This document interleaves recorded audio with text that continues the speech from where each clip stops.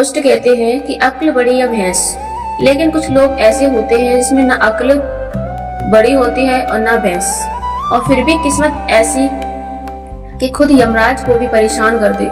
तो तैयार हो जाइए एक ऐसी कहानी के लिए बड़ा, जहां मूर्खता और समझदारी का तगड़ा मुकाबला होने वाला है। नमस्कार प्यारे साथियों, स्वागत है आपका आपके अपने चैनल जागो और बड़ो में। आज हम सुनाएंगे आपको एक ऐसा मजेदार और अद्भुत कहानी मूर्ख प्राणी और यमराज की। तो चलिए दोस्तों, बिना देर किए कहानी शुरू करते हैं। कहानी शुरू होती है एक छोटे से गांव शांति नगर से, जहां एक बेहद सीधा साधा और थोड़ा मूर्ख किस्म का आदमी रहता था, जिसका नाम था गोपाल। गोपाल का जीवन बेहद साधारण था। सुबह खेतों में काम करना, दोपहर को गांव के चौपाल गप्पे मारना, शाम को घर लौटकर रोटी छाछ खाकर आराम से सो जाना। गोपाल की सबसे बड़ी खासियत थी कि वह हर बात को दिल से लगा लेता था, चाहे वह मजाक ही क्यों ना हो।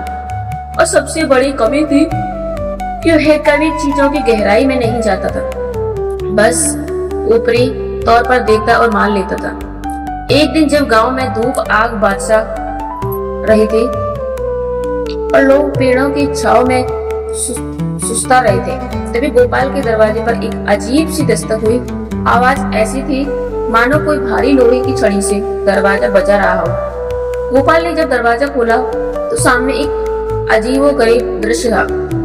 एक लंबा चौड़ा चमचमाती आंखों वाला सोने का मुकुट पहने हुए व्यक्ति खड़ा था, जिसके हाथ में एक चमकता हुआ फरसा था और कंधे पर गजब का दंड था। पहले दिन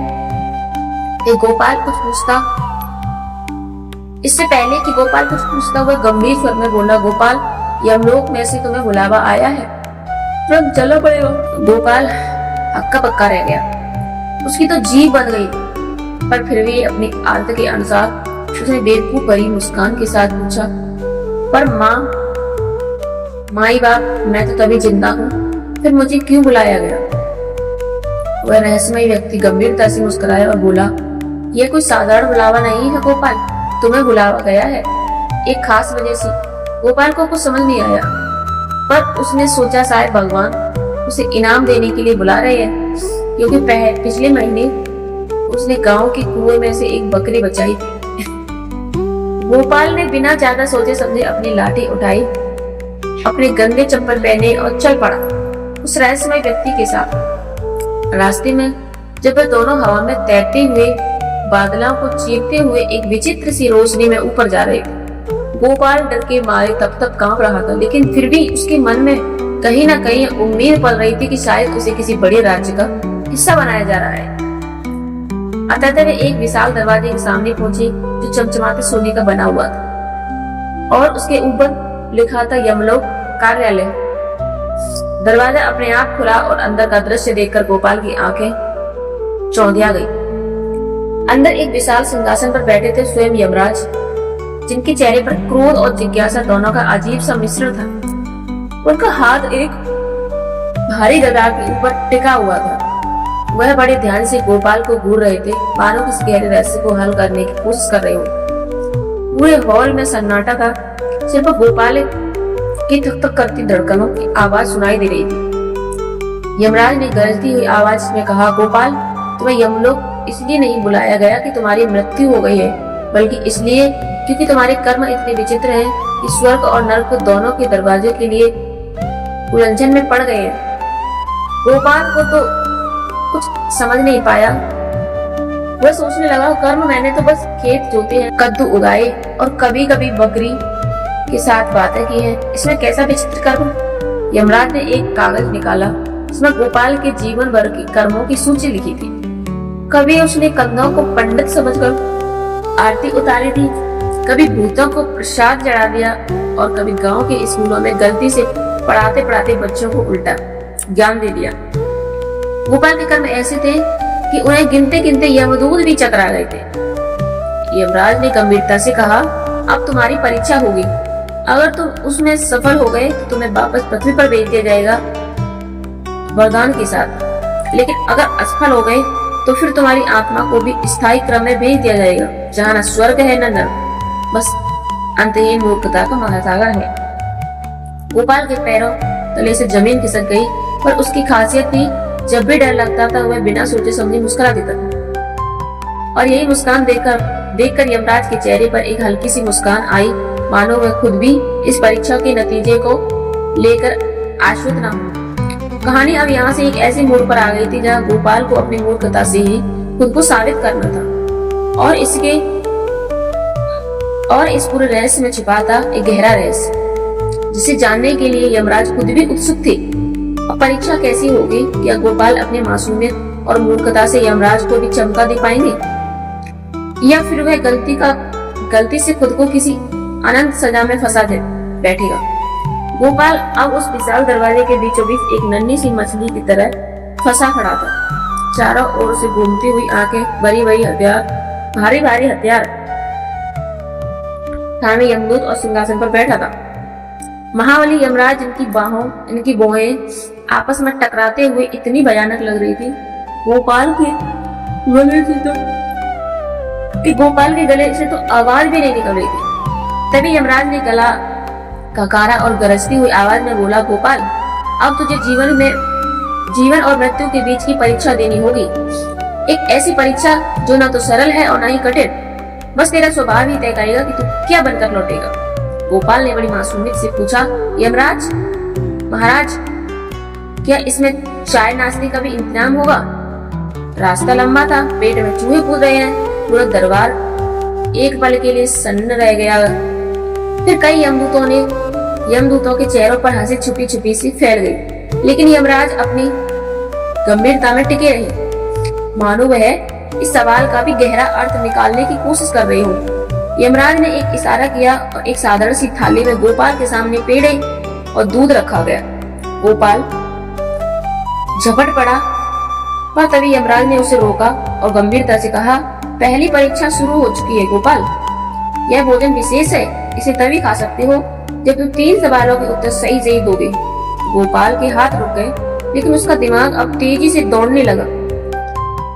सवालों का डर उसे हमेशा से था। स्कूल के जमाने में भी वे गणित के मास्टर के सवाल पूछते ही बेहोश हो जाया करता था। यमराज ने पहला सवाल पूछा, बताओ गोपाल, सबसे बड़ा सत्य क्या है? गोपाल ने बिना एक पल गवाए उत्तर दिया, महाराज, सबसे बड़ा सत्य तो यही है कि जब भूख लगे तो कुछ भी सत्य लगता है, चाहे वह जली हुई रोटी ही क्यों न हो। यमराज चौंक गए। पूरी सभा में एक बार फिर फुसफुसाहट फैल गई। एक यमदूत तो अपनी मुस्कान दबाते हुए पीछे मुड़ गए और यमराज ने अपनी बड़ी गर्दन हिलाकर संकेत किया कि उत्तर आंशिक रूप से सही माना जाए। अब यमराज ने दूसरा सवाल पूछा, बताओ गोपाल, सबसे बड़ी मूर्खता क्या है? गोपाल ने हंसते हुए जवाब दिया, महाराज, सबसे बड़ी मूर्खता तो यही है कि कोई भूखा आदमी व्याख्यान सुनने बैठे। यमराज का विशाल शरीर एक पल से स्थिर हो गया और फिर उसके चेहरे पर एक अदृश्य मुस्कान की रेखा उभर आई। यमराज खुद भीतर ही मुस्कुरा उठे थे, क्योंकि गोपाल के उत्तर से सीधे दिल से आ रहे थे, किताबों से नहीं। फिर आया तीसरा और सबसे कठिन सवाल, गोपाल बताओ, जीवन का सबसे बड़ा रहस्य क्या है? अब गोपाल ने थोड़ा शीश खुजलाया और अपनी मूर्खता के दायरे में सबसे गहरी बात खोजने लगा और फिर चमकती आंखों से बोला, यमराज महाराज, जीवन का सबसे बड़ा रहस्य यह है कि जो बात समझ में ना आए उसे मुस्कुरा के टाल देना चाहिए, क्योंकि हर गहरी बात सिर दर्द ही देती है।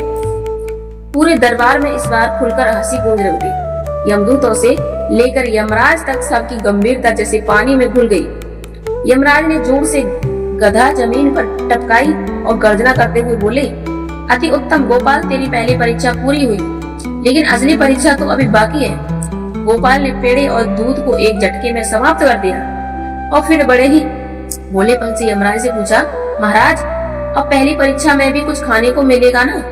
यमराज ने एक रहस्यमय मुस्कान के साथ कहा, अगर भूख ही तेरी असली पेड़ा है तो अगली परीक्षा तुझे भोजन से ही मिलेगा, लेकिन इस बार भोजन केवल बुद्धिमानी से ही प्राप्त होगा। यह सुनकर गोपाल का दिल थक थक करने लगा। वह सोचने लगा कि यदि कोई पहले ही 3 सवाल पूछने के बाद इतनी हालत खराब हो गई तो अब क्या होगा? उसे भोजन के लिए क्या क्या झेलना पड़ेगा? और सबसे बड़ा डर वह था कि अगर कहीं भोजन के बिना उसे कोई चालाकी करनी पड़े तो वह निपट जाएगा, क्योंकि चालाकी तो सबके उसकी बस की बात थी ही नहीं। लेकिन अब वह लौट भी नहीं सकता था, क्योंकि उसके सामने खड़ी हुई यमराज की रहस्यमयी अगली परीक्षा थी। एक ऐसी परीक्षा जिसमें भोग, बुद्धि और भाग्य तीनों का संग्राम होना तय था। कहानी अब एक ऐसे मोड़ पर आ चुकी थी जहां गोपाल की मासूमियत, उसकी मूर्खता और उसके असली चरित्र की असली परीक्षा होने वाली थी। और यमराज खुद भी यह देखने को बेचैन हो उठे थे कि इस भोले जीव में छिपा है कोई अद्भुत रहस्य या फिर केवल भोलापन। क्या गोपाल अपनी अगली परीक्षा पार कर पाएगा या उसकी किस्मत उसे भूख से बिलखड़ा छोड़ देगी। गोपाल अभी भी ताली में बची भिखारी पेड़े के स्वाद को जीभ पर महसूस कर रहा था कि यमराज ने अपनी भारी आवाज में फिर से सभा को चीरते हुए ऐलान किया, अब समय आ गया है उस पहली वास्तविक परीक्षा का, जिसमें तुम्हारे भाग्य की दिशा तय की है। गोपाल, पूरा दरबार एक पल के लिए फिर से ठहर गया, जैसे हवा भी थम गई हो और गोपाल की धड़कनें अपने कानों में गूंजती हुई महसूस होने लगी। तभी एक चमचमाता हुआ विशाल दरवाजा अपने आप खुला और वहां से निकले दो यमदूत एक बहुत बड़ी थाली को उठाए चले आ रहे थे। लेकिन उस थाली में कोई भोजन नहीं था, बल्कि उसमें रखे थे 3 चमचमाते ताले और एक कुंजी। तीनों ताले अलग अलग आकार के थे, कोई छोटा, कोई बड़ा, कोई भारी भरकम, और कुंजी के पास एक छोटा सा पत्र था। गोपाल ने अपनी गर्दन लंबी करते हुए पत्र को पढ़ने की कोशिश की, और फिर जैसे ही वह पत्र उसके हाथ में आया, उसने बड़े ध्यान से उसे पढ़ना शुरू किया। उस पत्र में लिखा था, भोजन की थाली एक विशाल कक्ष में बंद है, जहाँ 3 दरवाजे हैं, प्रत्येक पर एक ताला लगा है। केवल सही ताले को सही कुंजी से खोलने पर भोजन मिलेगा, अन्यथा दरवाजा खुलते ही अजीब मुसीबतें टूट पड़ेंगी। गोपाल का माथा ठनका। उसे ताले चाबियों को तो भी बिल्कुल ज्ञान नहीं था। उसे तो अपनी टूटी चारपाई भी खुद से नहीं खोली जाती। अब ये यमलोक के ताले कैसे खोलने थे? लेकिन फिर उसकी फिरकत काम आई। गोपाल ने कभी भी कठिनाइयों का विश्लेषण नहीं किया था, वह तो बस भावनाओं से भरोसे चलता था। यमराज ने एक गहरी दृष्टि से उसे देखा और कहा, याद रहे गोपाल, यहाँ काम नहीं आएगी, अकल काम नहीं आएगी, यहाँ तो सिर्फ दिल की सुननी है। गोपाल ने गहरी सांस ली और आगे बढ़ गया। विशाल कक्ष में घुसते ही उसने देखा 3 भव्य दरवाजे सामने खड़े थे, एक सुनहरे रंग का, एक काले पत्थर का, एक लाल आग जैसे चमकता हुआ। तीनों दरवाजे के सामने भयानक मूर्तियां बनी थी, जो ऐसे घूर रही थी मानो गलती करते ही उसे नोच देंगी। गोपाल ने कुंजी को अपने हाथों में घुमाया, आंखें बंद की और सोचने लगा, भगवान जी, जो भी दरवाजा खोलूं उसमें से खाना ही निकले, मुसीबत नहीं। तभी उसे एक अजीब सी सुगंध आई, जैसे कहीं से ताजे घी की पराठों की महक आ रही हो। गोपाल ने आंखें खोली और ध्यान से सूंघने लगा। उसकी नाक उसे सुनहरे दरवाजे की ओर खींचने लगी। उसके दिमाग ने तो डराना शुरू कर दिया। इतना चमकता हुआ दरवाजा तो धोखा भी दे हो सकता है। लेकिन गोपाल ने अपने पेट की पुकार को सुना और बिना दोबारा सोचे कुंजी को सुनहरे ताले में डाल दिया। एक पल के लिए दरवाजे के ताले से चिंगारियां निकली, पूरा कक्ष थरथरा उठा। फिर अचानक ताला खुल गया। दरवाजे धीरे धीरे चरमराता हुआ खुला और अंदर से एक रोशनी की तेज किरण, जिसने पूरे हॉल को उजाले से भर दिया। गोपाल ने अब अंदर झांका तो उसकी आंखें खुशी से फैल गई। सामने एक विशाल मेज पर खाने का पहाड़ रखा था, तरह तरह के पकवान, मिठाइयाँ, फल और उसके पसंदीदा घी के पराठे। उसने खुशी से उछलकर एक पराठा उठाया और जोर से काट दिया। तभी यमराज की गर्जना फिर से गूंजी। बहुत अच्छा गोपाल, तूने अपनी सहज बुद्धि से सही दरवाजा चुन लिया, लेकिन यह तो बस शुरुआत थी। अब तेरी अंतिम परीक्षा का समय आ गया है। गोपाल के मुंह में पराठा अटक गया। उसने डरते डरते पूछा, और परीक्षा? महाराज, मैं तो बस खाना चाहता हूँ। यमराज गंभीर होते हुए बोले, यह भोजन तभी तेरा होगा जब तू एक अंतिम सवाल ही सही जवाब देगा। यमराज ने आगे कहा, सुन गोपाल, तेरी मूर्खता ने ही तुझे यहाँ तक पहुँचाया है। अब बताओ, क्या तू इस भोजन को खाकर फिर से मूर्ख बनना चाहेगा? या फिर ज्ञान प्राप्त करके समझदार बन जाएगा। ध्यान रहे, अगर तू ज्ञान चुना तो तुझे हमेशा के लिए यमलोक में रहना होगा और कर्मों का हिसाब किताब देना होगा, और अगर मूर्खता चुनी तुझे वापस धरती पर भेज दिया जाएगा, लेकिन तेरे साथ एक वरदान जाएगा। गोपाल ने एक नजर खाने की मेज पर डाली, फिर यमराज की ओर देखा। उसका दिमाग फिर से दौड़ने लगा। यहाँ रहकर ज्ञानी बनना या वापस जाकर मूर्ख बने रहना, पर उसे बस खाना चाहिए था। अचानक उसके चेहरे पर एक चमक आई और बोला, महाराज मैं मूर्ख ही ठीक हूँ, ज्ञान लेकर क्या करूँगा? उसे तो पेट भरने के बजाय सिर भर जाए। मुझे तो बस इतना पता हो कि कब भूख लगती है और कब खाना मिल जाए, बस काफी है। यमराज जोर से हंस पड़े। उनकी हंसी पूरे यमलोक में गूंज उठी। वाह गोपाल, तूने सचमुच सब कुछ सरल किया। तेरी मूर्खता ही तेरी सबसे बड़ी समझदारी है। ठीक है, जब तुझे वरदान देता हूँ, अब तेरी इसी सरलता के कारण तुझे कभी भी भूखा नहीं रहना पड़ेगा। तेरे घर हमेशा खाने की भरपूर व्यवस्था रहेगी और साथ ही तू हमेशा खुश रहेगा। गोपाल खुशी से झूम उठा। उसने यमराज को धन्यवाद दिया और फिर से पराठे खाने लगा। यमराज ने एक बार गरज कर कहा, लेकिन याद रही, अगर कभी तूने अपनी इस सरलता को खोकर चालाकी की कोशिश की तो वरदान समाप्त हो जाएगा। गोपाल मुंह भरकर बोला, नहीं यमराज, मैं तो बस इतना चाहता हूँ कि भूख लगे तो खाना चाहिए, नींद आए तो सो जाना चाहिए, बस इतना कहकर उसने फिर से खाना शुरू कर दिया। यमराज मुस्कुराए और उन्होंने यमदूतों को इशारा किया कि गोपाल को वापस धरती पर पहुंचा दे। कुछ ही पलों में गोपाल अपने घर के सामने वाले आम के पेड़ के नीचे जाग गया।